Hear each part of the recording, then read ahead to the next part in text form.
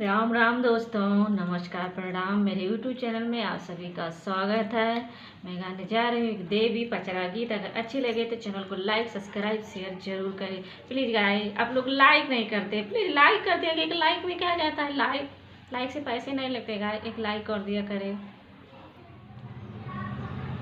धरती गगन में गूंजे मैया की भजनिया हो, नवरात्र दिनवाना हो, नवरात्र दिनवाना। जलेगी आना के दियाना हो, नवरात्र दिनवाना। जलेगी आना के दियाना हो, नवरात्र दिनवाना। धरती गगन में गूंजे मैया की भजनिया हो, नवरात्र दिनवाना।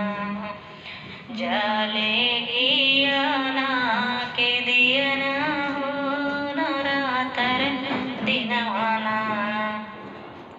चढ़ते नवरात्र मैया अइली हमारे घरवा हो, भवनवा हमरे नाम हो, भवनवा हमरे नाम।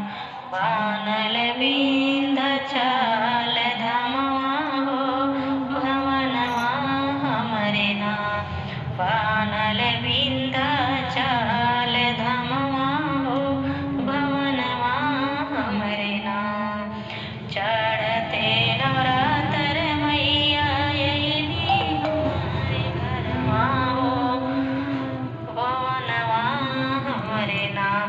बानल विंध्याचल धामवा हो, भवनवा हमरे नाम। बानल विंध्याचल धामवा हो, भवनवा हमरे नाम।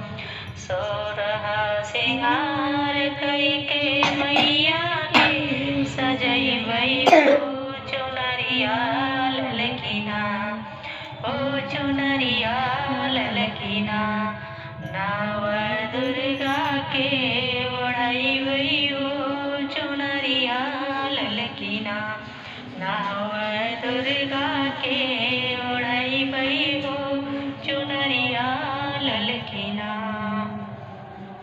16 सिंगार कइके मैया की सजइबै हो, चुनरिया ललकीना।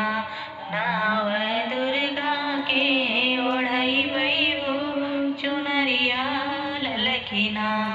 नव दुर्गा के ओढ़इबै हो, चुनरिया ललकीना। नारियल सुपारी लइके कइरबै हम पूजनिया हो, कि अड़हुल फुलवाना हो, कि अड़हुल फुलवाना। माई के चरनिया चढ़इबै हो, कि अड़हुल फुलवाना। माई के चरनिया चढ़इबै हो, कि अड़हुल फुलवाना।